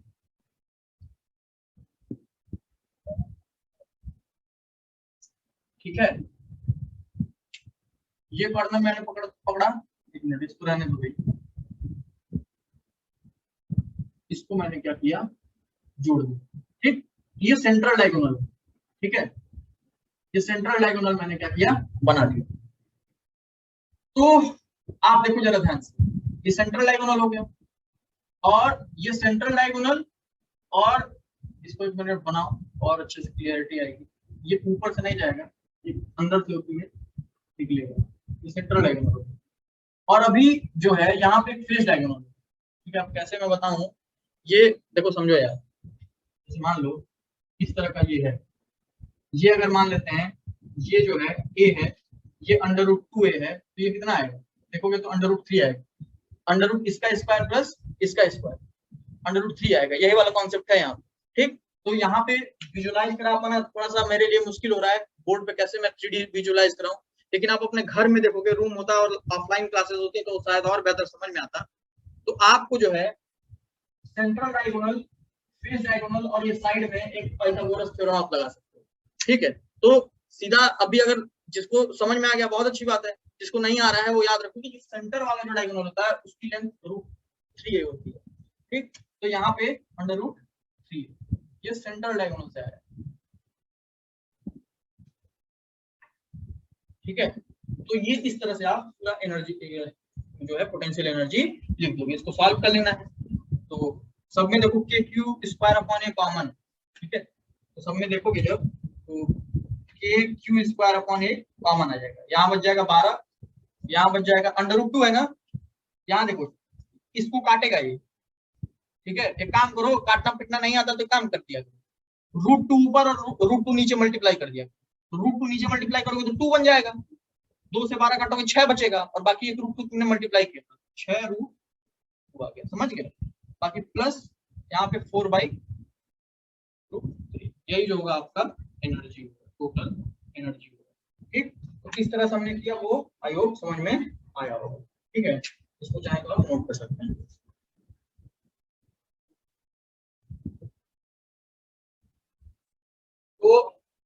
तो भाई हमको अब जो है अगला टॉपिक हमारा शुरू करना है। हेडिंग डालिए, closest distance of approach between two charges. Closest distance of approach between two charges. ठीक है, अच्छा एक चीज और कि जो मैं पीडीएफ सेंड करता हूं उसमें जो है कंप्लीट चीजें नहीं है, जैसे मैंने कुछ एग्जांपल्स बताए वो पीडीएफ में नहीं है, तो वीडियोस और पीडीएफ दोनों का यूज करिएगा आप अपना नोट्स तैयार करने के लिए। ठीक है, तो अब जरा ध्यान दो, केस 1 हम पढ़ते हैं। पहला केस क्या है, यहाँ एक चार्ज है Q1 और यहाँ एक चार्ज है Q2 और ये Q2 फिक्स्ड है, मूव नहीं कर सकता, और Q1 बहुत दूर है। दूर कहने का क्या मतलब है, दूर कहने का ये मतलब है कि भाई पहले से इनके बीच में कोई भी इंटरेक्शन एनर्जी नहीं है। ठीक, बस यही कहने का मतलब है दूर कहने का। ठीक है, अब होगा क्या, अगर मान लो कि इनिशियल वेलोसिटी v0 देके इसको चला दिया गया, तो v0 वेलोसिटी देके चला दिया गया। अब भाई ये एक इलेक्ट्रिक फील्ड प्रोड्यूस कर रहा होगा, ये भाई साहब जैसे ही आगे बढ़ेंगे तो इनकी वेलोसिटी धीरे धीरे धीरे धीरे कम होगी, क्यों, क्योंकि अपोज करेगा ये। और एक ऐसा समय आएगा कि इनका जो फाइनल वेलोसिटी होगा वो 0 हो जाएगा। ये भी फिक्स्ड है, मूव नहीं कर सकता, इनका भी वेलोसिटी हो गया 0, अब आगे मूव नहीं कर सकते हैं। होगा क्या, अभी बाद में क्या होगा वो अलग बात है, कुछ करेगा इसको, लेकिन जब वेलोसिटी 0 हुआ तो इनका अब ये इससे आगे बढ़ नहीं सकता ना, तो सबसे क्लोजेस्ट ये जो दूरी है ये इसकी यही होगी, अगर इसको हम r बोल देते हैं। तो इसी को कहते हैं क्लोजेस्ट डिस्टेंस ऑफ अप्रोच। क्या कहते हैं, क्लोजेस्ट डिस्टेंस ऑफ अप्रोच, कहां तक सबसे क्लोजली पहुंच सकता है ये चार्ज। तो मान लिया हमने r तक पहुंच गया। ठीक है, तो अब इसके बाद क्या होगा, घूम के आएगा, क्या करेगा वो बात की बात है। सवाल हमारा ये था कि भैया हमको क्लोजेस्ट डिस्टेंस ऑफ अप्रोच निकालना। तो यहाँ पे आप सीधा सीधा समझिए, अभी इलेक्ट्रोस्टैटिक का कॉन्सेप्ट है ही नहीं है। इलेक्ट्रोस्टैटिक का मात्र इतना कॉन्सेप्ट है कि भैया पॉजिटिव पॉजिटिव चार्ज रिपेल करते हैं, तो ये आगे नहीं बढ़ेगा। बाकी यहाँ पे आ गया 11th का मैकेनिक्स। ठीक है, तब जरा मेरी बात ध्यान समझिए, ये सारे के सारे जो फोर्सेज हैं, इलेक्ट्रिकल फोर्सेज जो लग रहे हैं यहाँ पे, वो सब के सब कंजर्वेटिव है। कंजर्वेटिव है अगर, यानी कि कंजर्वेशन ऑफ एनर्जी वैलिड है। तो by using conservation of energy, by using conservation of energy, ये पूरा सिस्टम हम मान के चल रहे हैं, पूरा कंप्लीट सिस्टम मान के चल रहे हैं। तो जो इनिशियल एनर्जी होगी, एनर्जी इनिशियल जो होगी वो एनर्जी फाइनल के बराबर होगी। तो एनर्जी इनिशियल अगर हम बात करें तो क्या इनिशियली इनके बीच में कोई पोटेंशियल एनर्जी थी? नहीं थी, क्योंकि ये बहुत दूर दूर थे, इसीलिए दूर दे दिया। तो यानी कि यहाँ पे kinetic energy plus potential energy initial, kinetic energy final plus potential energy final, ये वैल्यू है 0। और इनिशियल काइनेटिक एनर्जी कितनी है? हाँ, अच्छा मास ले लो यार, m1, इसका भी मास ले लो, m2, ये गिवन है। तो हाफ m1 v0 स्क्वायर, ये है इसका kinetic energy initial. Potential energy तो है नहीं। काइनेटिक एनर्जी फाइनल की बात करें तो ये भी भाई साहब जो है फिक्स्ड है, और ये भी भाई साहब का वेलोसिटी 0 हो चुका है, यानी काइनेटिक एनर्जी फाइनल क्या है? 0। पोटेंशियल एनर्जी फाइनल की बात करें हमारे गुरुजी ने बता दिया है कि भाई ये दोनों जैसे ही नजदीक आएंगे इनके बीच में एक इंटरेक्शन एनर्जी लगेगी, कितनी लगेगी, a q1 q2 upon r। अब आपसे जो पूछेगा वो आप निकाल सकते हो सकता है कि वेलोसिटी पूछ दे उसका सबसे नजदीकी पॉइंट देके, हो सकता है वेलोसिटी दे दे वो r पूछ दे। जैसे मान लो क्लोजेस्ट डिस्टेंस ऑफ अप्रोच हम कर रहे हैं तो हमसे वेलोसिटी एक तरह से पूछा हुआ है, r की वैल्यू आप निकाल सकते हो, इसको यहाँ मल्टीप्लाई कर दो, ये सारा शिफ्ट कर दो यहाँ पे, तो r की जो वैल्यू आएगी वो आ जाएगी 2k q1 q2 upon m1 ठीक, ये जो है r की वैल्यू आ जाएगी, यही है क्लोजेस्ट डिस्टेंस ऑफ अप्रोच। ठीक, तो केस 2 हम शुरू करेंगे। पहला हमने चार्ज ले लिया q1, दूसरा चार्ज ले लिया q2 और अभी ये मूवेबल मूव करेगा, फिक्स्ड नहीं है और ये फार अवे है अभी, ठीक है, बहुत दूर ये है। ठीक, इसको हमने इनिशियल वेलोसिटी v0 दे दिया, इनिशियल वेलोसिटी हमने v0 दे दिया। अब यार मेरी बात ध्यान समझो हमारा टॉपिक ही क्या है, क्लोजेस्ट डिस्टेंस ऑफ अप्रोच। तो जब मैं कोलिजन पढ़ा रहा था तो आप लोगों को एक कॉन्सेप्ट बताया गया था, ये सारी चीजें जब मोमेंटम ट्रांसफर में सिखा रहा था कि भाई कोलिजन होता क्या है। कोलिजन का मतलब टकरा जाना, फूट जाना, टूट जाना थोड़ी होता है, कोलिजन का मतलब होता है ट्रांसफर ऑफ मोमेंटम। तो उस समय मैंने बताया था कि भाई जब सबसे नजदीक आती हैं दो बॉडीज तो उनकी वेलोसिटीज जो होती हैं सेम हो जाती है, इक्वल वेलोसिटी से मूव करने लगता है और उनके बीच की जो दूरी होती है वो मिनिमम होती है। ठीक है, ये दो कॉन्सेप्ट मैंने बताया था, इतनी बात क्लियर। तो जब क्लोजेस्ट डिस्टेंस ऑफ अप्रोच होगा, ठीक है, क्लोजेस्ट डिस्टेंस ऑफ अप्रोच होगा, आप कोलिजन का नोट्स खोल के देखिएगा, जब भी क्लोजेस्ट डिस्टेंस ऑफ अप्रोच होगा मतलब सबसे नजदीक होंगी जब बॉडी, आर जब मिनिमम होगा उस केस में वेलोसिटीज जो दोनों बॉडीज पे होती हैं वो क्या हो जाती हैं, सेम हो जाती हैं। ये कॉन्सेप्ट यहाँ पे यूटिलाइज करना है। ठीक, तो मतलब ध्यान समझो कि आप आगे बढ़ते बढ़ते इसने यहाँ ये पहुंचा Q1 और यहाँ पे ये क्लोजेस्ट डिस्टेंस ऑफ अप्रोच। ठीक, तो अभी देखो दो बातें होनी है। पहली बात की भाई फाइनल वेलोसिटी जीरो नहीं होगी। क्यों नहीं जीरो होगी, क्योंकि ये मूवेबल, दोनों मूव करना शुरू करते हैं। भाई ये भी तो रिपेल करेगा इसको, ये रिपेल कर रहा है तो इक्वल एंड अपोजिट फोर्सेस से, तो ये मूवेबल है तो मूव करेंगे। तो मान लेते हैं कि दोनों की वेलोसिटी जो होगी सेम होगी। मानना क्या है, ऐसा होगा, ये सब एक्सप्लेन है कोलिजन में। ठीक है, तो जिसको नहीं पता था वो आप जान ले कि जब भी क्लोजेस्ट डिस्टेंस ऑफ अप्रोच होता है तो बॉडीज की वेलोसिटी सेम हो जाती है, जब आर मिनिमम होता है तो वेलोसिटी सेम हो जाती है। ठीक, अब जरा ध्यान दो, यहाँ पे वी फाइनल ऐसा होगा। ठीक, तो अब हम अगर बात करें कि वी फाइनल भी हमको निकालना पड़ेगा, वी फाइनल निकालना पड़ेगा, तो दो तरह की चीजें यहाँ पे यूज करनी है। कंजर्वेशन ऑफ मोमेंटम, देखो ये भी कोलिजन ही है। मैंने याद होगा कि जब मैं कोलिजन पढ़ा रहा था तो चार्ज का भी एक एग्जांपल लेके मैंने बताया कि चार्जेस भी इस तरह से जो है कोलिजन करते हैं। तो कोलिजन करने का मतलब मैं बार बार कह रहा हूँ, लड़ना और भिड़ना कोलिजन नहीं होता है, जरूरी नहीं है। ट्रांसफर ऑफ मोमेंटम कोलिजन होता है। मोमेंटम का ट्रांसफर मतलब वेलोसिटी चेंज। ठीक, मतलब पहले इसकी वेलोसिटी ये थी तो अभी वेलोसिटी ये बदल गई है, यही है कोलिजन। ठीक, तो अब जरा ध्यान दो, तो कंजर्वेशन ऑफ मोमेंटम लगाया जाए। पहले अगर आप देखोगे, पहले मोमेंटम जो था सिस्टम का वो था m1 v0, पहले वो मूव नहीं कर रहा था। ठीक, इक्वल्स टू हम क्या कर रहे हैं, p initial equals to p final. तो पहले जो इनिशियल मोमेंटम था वो इतना था, फाइनल मोमेंटम कितना था भाई, फाइनल मोमेंटम जो था वो था हमारा यहाँ पे, इसके पास भी मान सकते Q1 के पास भी और Q2 के पास भी। तो अब दोनों सेम वेलोसिटी से जा रहे हैं, मतलब m1 v final plus m2 v final, यानी कि m1 plus m2 v final. Conservation of momentum लगा तो v फाइनल की वैल्यू कितनी आ गई, m1 v0 upon m1 plus m2। ठीक, ये हमारा एक इक्वेशन है। हमने v फाइनल निकालने का मोटो क्या था अभी आपको तुरंत समझ में आएगा नेक्स्ट स्टेप में। अभी हमको कंजर्वेशन ऑफ एनर्जी अप्लाई करना है। कंजर्वेशन ऑफ एनर्जी अगर आप अप्लाई करोगे तो इनिशियल एनर्जी कितनी थी बॉडी के पास, सिस्टम के पास, हाफ m1 v0 स्क्वायर। क्यों, क्योंकि दूर थे, कोई पोटेंशियल एनर्जी नहीं थी, वो भी रुका हुआ था इनिशियली रेस्ट पे था। ठीक है, इक्वल्स टू फाइनली अगर आप देखोगे तो काइनेटिक एनर्जी है क्या सिस्टम में, एकदम है। ठीक, तो कितना होता है half M V square kinetic energy. तो दोनों के वेलोसिटी सेम है, तो आप सीधे लिख सकते हैं half m1 m2 upon v final square. Kinetic energy हो गया। क्या फाइनली कोई पोटेंशियल एनर्जी है? एकदम है, हमारे गुरुजी ने बताया है, चार्जेस नहीं इंटरेक्ट करेंगे। कितनी होगी? Plus k q1 q2 upon, ठीक। v फाइनल की वैल्यू देखो आपने यहां से निकाला, क्यों निकाला है वो समझ में आया? क्योंकि हमको r निकालना था, इसकी जरूरत पड़ती है, और v नॉट तो इनिशियली गिवन है, ठीक, ये गिवन है, v फाइनल हमने कंसीडर किया है, ठीक है।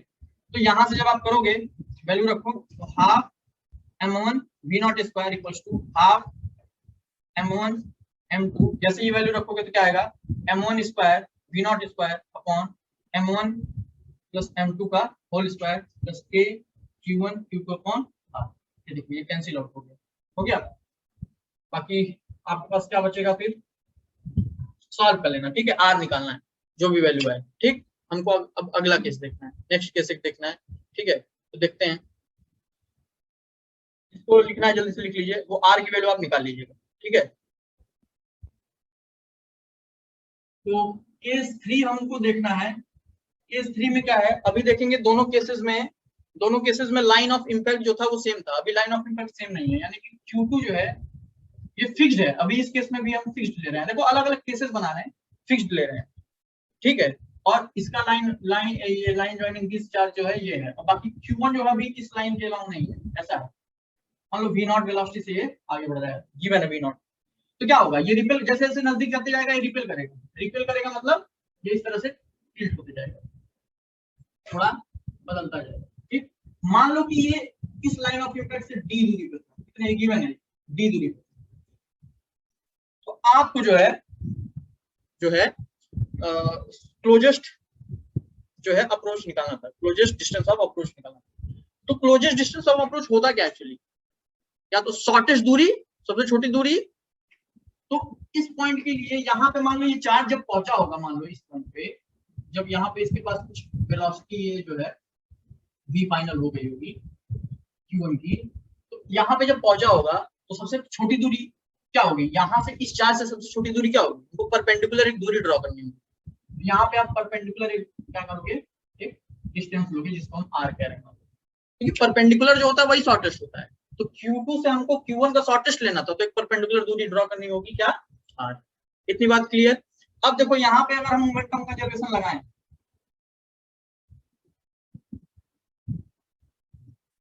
कंजर्वेशन, अब जरा ध्यान देना, यहाँ पे जो है आपको ये दूरी वगैरह भी ध्यान देना है, ठीक। इसके रिस्पेक्ट में हम देखेंगे, Q2 के रिस्पेक्ट में। जैसे मेरी बात समझो, जब हमने देखा था कि मोमेंटम, जब हम पढ़ते थे तो लीनियर मोमेंटम में भी मैंने अलग अलग केसेस बताया था कि अब जरा देखो यहाँ पे अलग अलग केसेस क्या थे कि यहाँ पे आपको क्या करना था कि mv, तो यहाँ पे आपको क्या करना था कि मोमेंटम कंजर्वेशन लगाओगे, लेकिन जैसे जैसे मान लो ये अप्रोच करेगा तो यहाँ पे इसके रिपल्सिव फोर्स की वजह से यहाँ पे ये क्या करेगा, इस तरह से कर्व पाथ फॉलो करेगा, ठीक है। यानी यहाँ पे आपको एंगुलर मोमेंटम कंजर्वेशन लगाना पड़ेगा। और एंगुलर मोमेंटम कंजर्वेशन जब हम पढ़ रहे थे उस केस में अलग अलग केसेस देखा था एंगुलर मोमेंटम कंजर्वेशन का। जैसे कब हमको जो है r क्रॉस p कब p मतलब कि लीनियर मोमेंटम, जैसे हमने देखा था कि m r क्रॉस v कब पढ़ना है, ठीक है, या फिर i ओमेगा कब पढ़ना है, ठीक। दो तरह के फॉर्मूले होते हैं, तो i ओमेगा कब पढ़ना है या m r क्रॉस v कब पढ़ना है, वो सारी बातें आपको डिस्कस कर जा चुकी हैं एंगुलर मोमेंटम कंजर्वेशन में। तो यहाँ पे जैसे यहाँ पे कर्व पाथ फॉलो कर रहा है तो एंगुलर मोमेंटम कंजर्व होगा। इस अगर देखें तो ये तो फिक्स्ड है, इस लाइन के अबाउट इसका एंगुलर मोमेंटम कितना होगा? अभी दूरी ये देखो शॉर्टेस्ट दूरी दे रखी है ना, तो सीधे सीधे हम लिख सकते हैं इसका मास अगर m1 है तो m1 d into we not. क्यों? क्योंकि जो L होता है एंगुलर मोमेंटम होता है, mvr परपेंडिकुलर होता है, सब डिस्कस है, सब एंगुलर मोमेंटम डिस्कस है, mvr परपेंडिकुलर होता है। r परपेंडिकुलर की वैल्यू कितनी है? d, ये इनिशियल है, बाकी ये तो फिक्स्ड है, इसका कोई ऐसा जरूरत है नहीं। इक्वल्स टू फाइनल मोमेंटम अगर आप देखोगे तो फाइनली क्या हो रहा है, यहाँ पे ये तो फिक्स्ड है, मूव कर नहीं रहा है, इसके रिस्पेक्ट में इसका मोमेंटम क्या होगा? m1 परपेंडिकुलर दूरी अभी क्या है? r और v फाइनल, ठीक। तो यहाँ से m1 कैंसिल हो, तो v फाइनल की वैल्यू कितनी आ जाएगी? d v नॉट, सॉरी हाँ ठीक है, D V naught upon R, ठीक है, ये आ जाएगी आपकी फाइनल वेलोसिटी। फिर इसके बाद हमारा क्या था, कंजर्वेशन ऑफ एनर्जी लगाने के लिए। जैसे लास्ट केस में आपने देखा था कि वी फाइनल क्यों निकालने की जरूरत पड़ेगी, कंजर्वेशन ऑफ एनर्जी लगाओगे तो इस पूरे सिस्टम का इनिशियल एनर्जी कितना था, half m1 v naught square, और फाइनल एनर्जी कितनी थी, हाफ, ये तो फिक्स है, m1 v final square, plus इन दोनों के बीच में इंटरेक्शन भी तो था पोटेंशियल एनर्जी के लिए। भाई देखो, किसी के पास फाइनली काइनेटिक एनर्जी है केवल, लेकिन पोटेंशियल एनर्जी इन दोनों का कंट्रीब्यूशन होगा, मतलब k q1 q2 अपॉन दोनों के बीच की दूरी, सेंटर टू सेंटर दूरी, ठीक है। तो यहां से आप क्या कर सकते हैं, v फाइनल की वैल्यू रखिए half m1 v naught square half d v not upon r into sorry half m1, ये v फाइनल की वैल्यू हमने ये वाली रख दी, इसका square plus k q1 q2 upon r। तो ये इक्वेशन से भी आप क्या कर सकते हैं, r को फाइंड आउट कर सकते हैं। तो लगाइएगा, बाकी केस 1 केस 2 थोड़े से आसान थे। यहाँ पे आपको देखना है कि इस तरह का अगर सिचुएशन रहा तो आपको एंगुलर मोमेंटम कंजर्वेशन करना पड़ता है। अलग अलग केसेस मैंने बता दिए, नोट करो। चलिए, तो अब हमारा अगला जो टॉपिक है वो है इलेक्ट्रिक पोटेंशियल। ठीक, हमने इलेक्ट्रिकल पोटेंशियल एनर्जी पढ़ा है। इलेक्ट्रिकल पोटेंशियल एनर्जी और इलेक्ट्रिक पोटेंशियल में बहुत छोटा सा एक डिफरेंस होता है। कहानी फिर से रिपीट करते हैं, ठीक, फ्लैशबैक में जाइए। तो वहां पे हमको अभी हेडिंग डालेंगे आप इलेक्ट्रिक पोटेंशियल, ठीक है। तो फ्लैशबैक में जाते हैं, यहाँ पे एक जो चार्ज है ये सोर्स चार्ज है, और यहाँ पे एक जो है क्यू नॉट चार्ज था, इंफिनिटी पे टेस्ट चार्ज था, ठीक। किसी पॉइंट पी पे हमको इस टेस्ट चार्ज को ले आना होता था, जो कि आर डिस्टेंस पे था। तो इस पॉइंट पी पे लाने का जो वर्क होता था वही होता था इलेक्ट्रिकल पोटेंशियल एनर्जी, और वर्क करता कौन था, एक्सटर्नल एजेंट। अच्छा, एक चीज और याद रखिएगा कि जो पीडीएफ मैंने दिखाया है उसमें आपको, जैसे मैं एक बार और दिखा देता हूं आपको, ठीक है। उसमें अगर आप देखोगे तो जो मैंने डिफिनीशन बोला था वो शायद आपको ना दिख रहा हो, ठीक। लेकिन आपको ये ध्यान देना है कि जो मैंने डिफिनीशन बोला था इलेक्ट्रिकल पोटेंशियल एनर्जी का, उसको आप लोगों को थोड़ा फोकस करने की जरूरत है, विदाउट एक्सेलरेशन वाला जो डिफिनीशन, ठीक। जैसे आप देखोगे तो यहाँ पोटेंशियल एनर्जी का डिफिनीशन क्लियरली मैंने बोल के बता दिया है, इसमें लिखा नहीं है, ठीक है। तो आप ध्यान दीजिएगा वो चीज। तो ये चीज हमने देख रखी है, ठीक है, ये हमने देख रखा है। अब हम ये भी हमने देख लिया, ठीक है, ये भी देख लिया। ये देखो मैंने बताया भी है कि R naught of find out कर लीजिएगा, जो आर हम मान लेते हैं, ठीक। अब ये हमको पढ़ना है, ठीक है। अब जरा ध्यान देना क्या चीजें हैं, समझो। तो हमको डिफरेंस बहुत छोटा सा होता है, इलेक्ट्रिक पोटेंशियल और इलेक्ट्रिक पोटेंशियल एनर्जी में डिफरेंस बहुत छोटा सा होता है। जैसे यहाँ समझो ये सोर्स चार्ज था, इस Q नॉट को यहाँ तक लाने में जो work done by external agent करना पड़ता था विदाउट एक्सेलरेशन, चार्ज जो होना चाहिए विदाउट एक्सेलरेशन होना, एक्सेलरेटिंग नहीं होना चाहिए। तो वो जो वर्क डन करना पड़ता था वही पोटेंशियल एनर्जी के रूप में स्टोर होता था, उसे कहते थे इलेक्ट्रिकल पोटेंशियल एनर्जी। लेकिन हम चार्ज कितना लाते थे, Q naught amount of charge लाते थे। लेकिन डिफरेंस क्या है इलेक्ट्रिक पोटेंशियल और इलेक्ट्रिकल पोटेंशियल एनर्जी, देखो Q नॉट की जगह 1 कूलम्ब खत्म। मतलब वर्क डन बाई, देखो कहानी सुनो, work done by external agent to bring unit positive test charge from infinity to point P without acceleration. समझ रहे हो ना, मतलब इलेक्ट्रिकल पोटेंशियल एनर्जी में क्या था कि टू ब्रिंग टेस्ट चार्ज या फिर positive test charge from infinity to point P, मतलब किसी टेस्ट चार्ज को ले आना होता है। लेकिन यहाँ पे हमको यूनिट पॉजिटिव चार्ज को क्या करना है, पी पॉइंट पे ले आना है, ठीक। तो फिर से मैं डिफिनीशन बोल रहा हूँ, लिख सकते हैं आप कि the work done by external agent, the work done by external agent to bring unit positive charge, to bring unit positive charge from infinity to point P, from infinity to point P against electric field without acceleration, against electric field without acceleration. तो समझ में आता है, मतलब हमने क्या देखा कि हम जानते हैं कि जो पोटेंशियल एनर्जी होती है वो होती है k Q naught upon r. तो पोटेंशियल एनर्जी को अगर आपको इलेक्ट्रिक पोटेंशियल में कन्वर्ट करना है, जिसको हम V से रिप्रेजेंट कर रहे हैं, इलेक्ट्रिक पोटेंशियल एक स्केलर क्वांटिटी है, लिखते जाइए, इलेक्ट्रिक पोटेंशियल एक स्केलर क्वांटिटी है, इसका मेजरिंग यूनिट होता है वोल्ट। इलेक्ट्रिक पोटेंशियल किस यूनिट में मेजर किया जाता है? वोल्ट में मेजर किया जाता है, ठीक है। तो देखो जरा ध्यान से कि अगर इलेक्ट्रिकल पोटेंशियल एनर्जी को जो है इलेक्ट्रिक पोटेंशियल में आपको कन्वर्ट करना है तो क्यू नॉट को क्या होना पड़ेगा? 1, यानी के क्यू अपॉन आर। समझ रहे हो? तो क्या किया हमने? कुछ किया थोड़ी ना। Electrical potential energy per unit charge, electrical potential energy per unit charge जो है वही क्या है? Electric potential. और एक और बात आप याद रखेंगे, क्या याद रखेंगे? कि electrical potential energy is nothing but work done by external agent. यानी इस चीज को हम क्या लिख सकते हैं? Electrical potential energy is nothing but work done by external agent divided by पर unit charge, work done by external agent per unit charge. मतलब एक चीज समझिएगा, इसकी जो यूनिट हो गई वो क्या होगी? इलेक्ट्रिक पोटेंशियल की यूनिट हो गई वो क्या हो गई? तो वोल्ट, जो आपको पता है, या हम कह सकते हैं जूल पर कूलम। क्या कह सकते हैं? जूल पर कूलम, ठीक, स्केलर क्वांटिटी होता है। तो ये ध्यान देना है, electric potential energy is nothing but electric potential is nothing but electric potential energy per unit test charge, ठीक है, या फिर work done by external agent per unit charge. यही होता है इलेक्ट्रिक पोटेंशियल एनर्जी। डेफिनेशन मैंने बता दिया कि एक यूनिट चार्ज को जब हम ले आते हैं इंफिनिटी से यहाँ तक, उसी को हम इलेक्ट्रिक पोटेंशियल कहते हैं। क्लियरिटी आ गई होगी?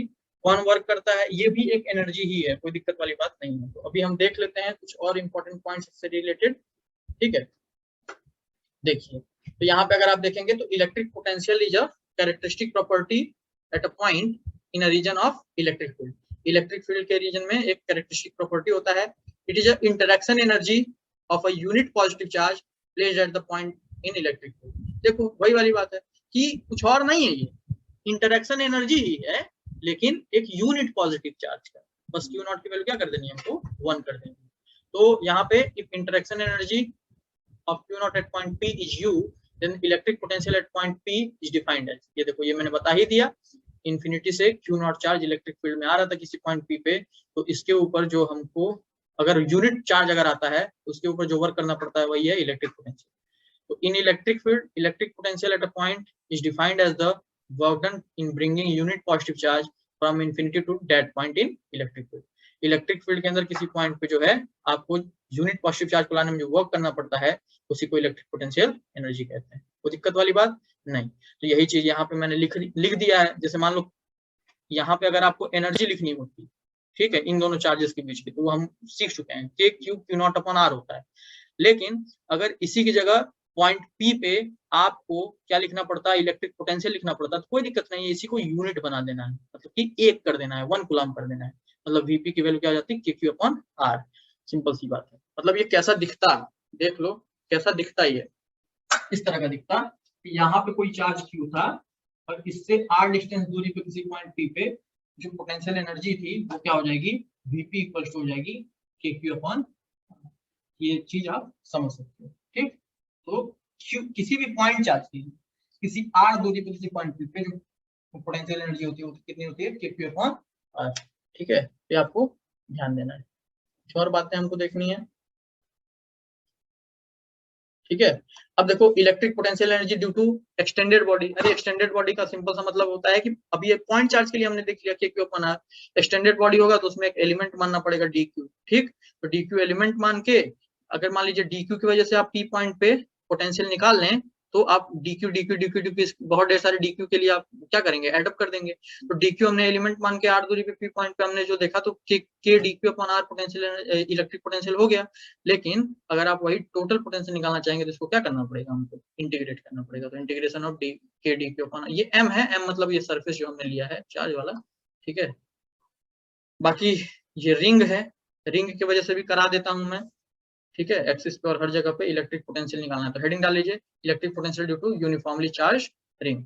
ठीक, यूनिफॉर्मली चार्ज रिंग के लिए हमको इलेक्ट्रिक पोटेंशियल देखना है। तो उसमें है, मैं सिखा दे रहा हूँ, आप नोट चाहें तो वहां से कर सकते हैं। ठीक है, सबसे पहले शिवेंद्र पांडे, शिवेंद्र पांडे, सबसे हाँ पहले सर। बात बताओ, किसी भी यूनिफॉर्मली चार्ज रिंग के लिए सेंटर पे इलेक्ट्रिक फील्ड कितनी होती है? 0 सर। वेरी गुड, शाबाश।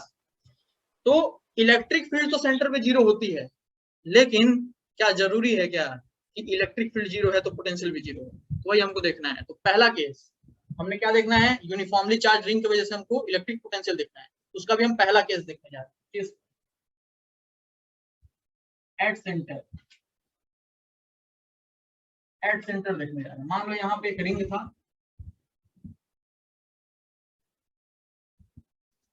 ये यूनिफॉर्मली चार्ज था।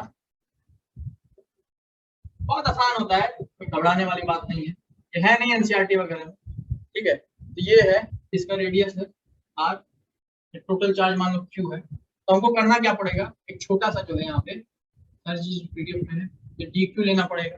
ठीक है, आर दूरी पे मान लो, आर दूरी क्या मतलब, इसी पे एलिमेंट लेना पड़ेगा। तो अब सेंटर पे हमको मान लो ये सेंटर ओ है, ओ पे जो है हमको क्या करना है, इलेक्ट्रिक पोटेंशियल निकालना है। अब एक काम करें, डीपी की वजह से निकाल लीजिए छोटे से के लिए, उसको हम छोटा छोटा छोटा छोटा बोर्ड है सारा छोटा जोड़ देंगे तो पूरा निकल जाएगा।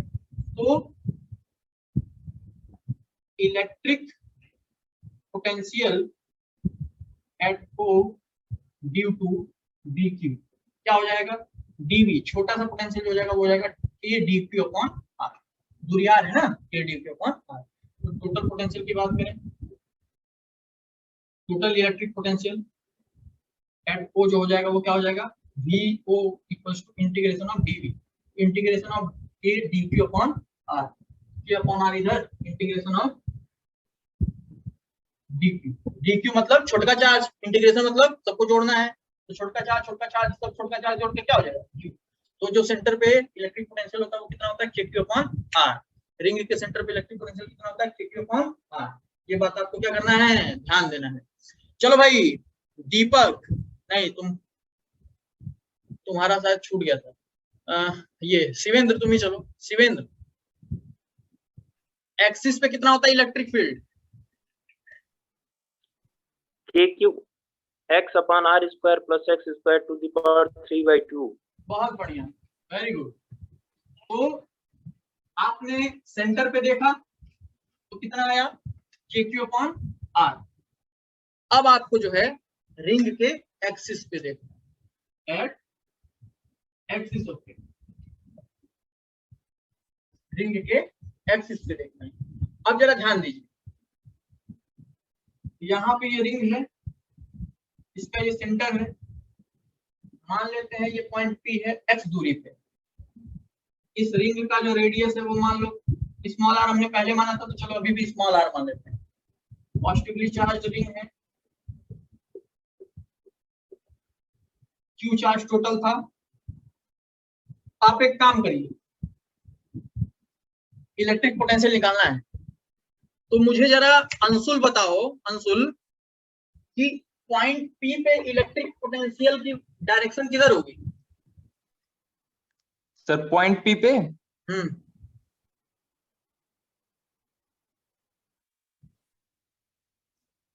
सर इस रिंग की तरफ होगी। अच्छा, दीपक तुम बताओ किधर होगी डायरेक्शन? पोटेंशियल की डायरेक्शन सर रिंग की तरफ ही होगी सर, वो लाया जा रहा है ना। शिवेंद्र तुम बताओ।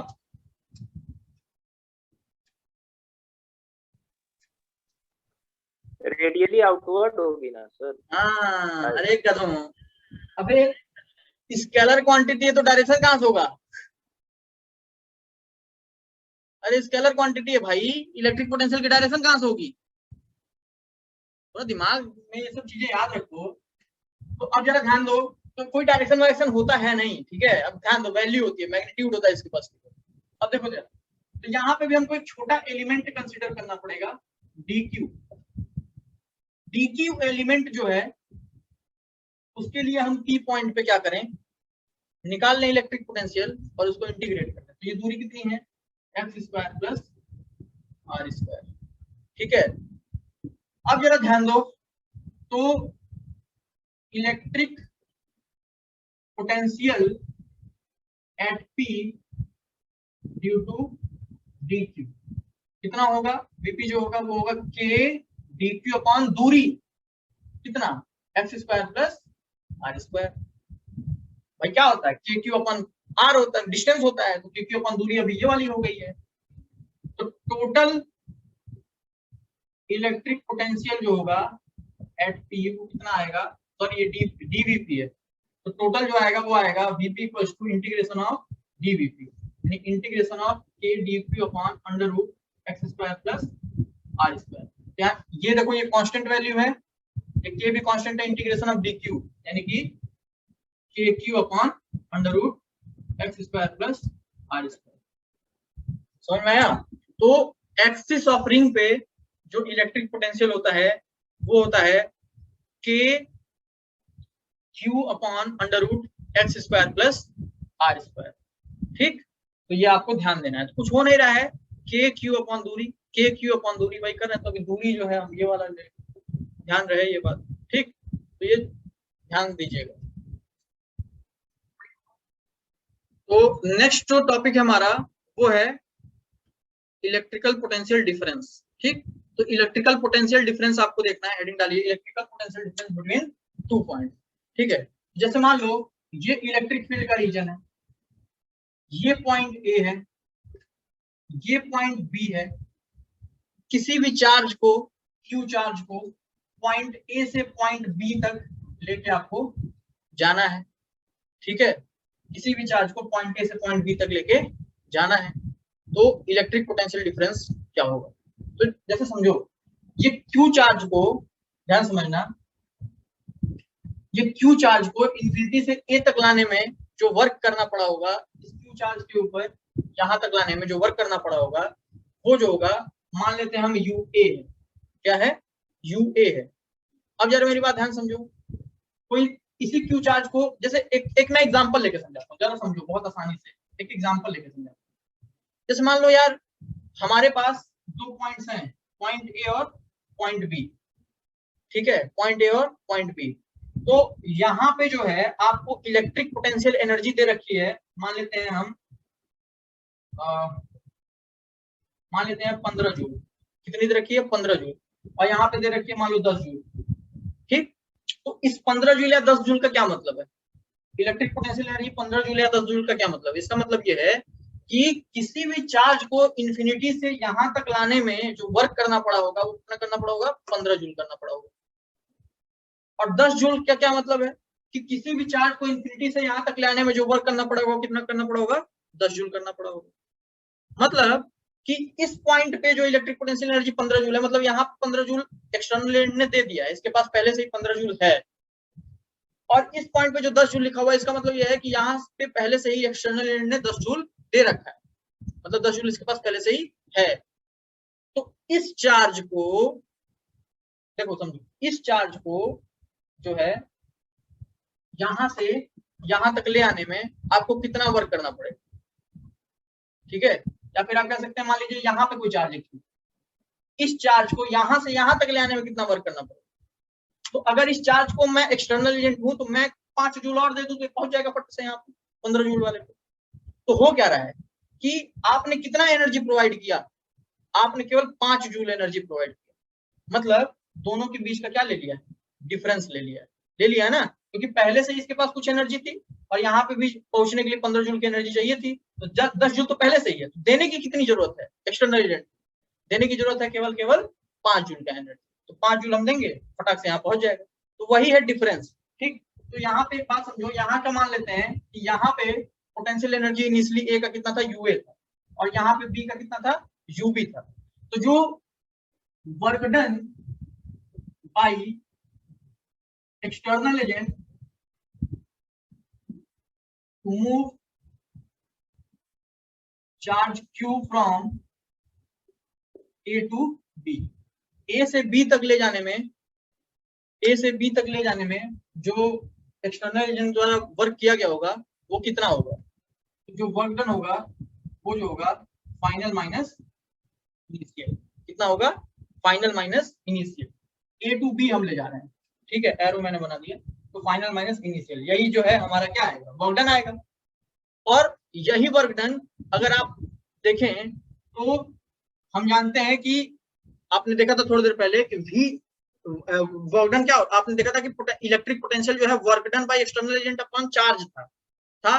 तो वर्क डन निकालने के लिए आपको क्या करना पड़ता, आपको करना पड़ता चार्ज इनटू इलेक्ट्रिक पोटेंशियल। अरे जैसे ये वाला चीज तुमने देखा होगा, V equals to work done upon charge या फिर एनर्जी अपॉन चार्ज, यही था। तो अगर आप देखेंगे तो U अगर आपको लिखना है, अगर U लिखना है तो चार्ज को V से मल्टीप्लाई कर सकते हैं कि नहीं कर सकते हैं, कर सकते हैं।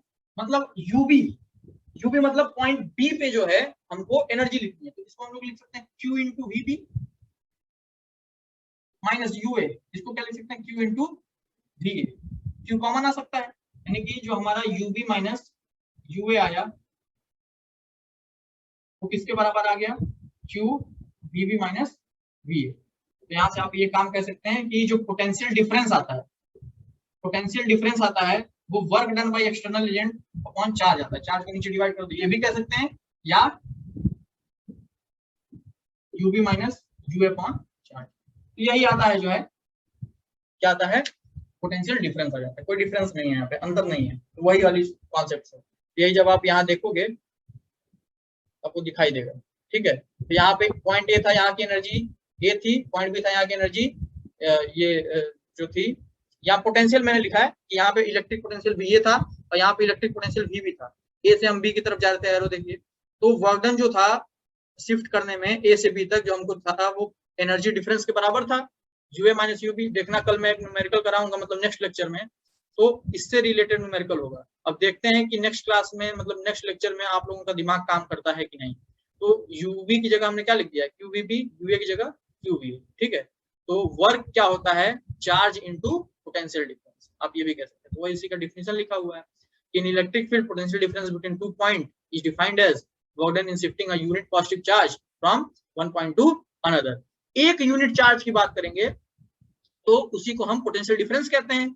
अगर मान लो वही क्यू की बात करते, मतलब एक यूनिट की ना बात करके, जैसे अगर हम बात करें किसी चार्ज क्यू की बात करें, तो उसी को हम क्या कह देंगे, difference in electric potential energy, ठीक है। तो ये जो था हमारा आज के लेक्चर का लास्ट टॉपिक था। नेक्स्ट क्लास में हम इलेक्ट्रिक फील्ड और इलेक्ट्रिक पोटेंशियल के बीच में रिलेशनशिप देखेंगे, ठीक है। तो उसको ध्यान दीजिएगा, इतना नोट्स कंप्लीट करिएगा। कोई डाउट होगा तो आप पूछ सकते हैं।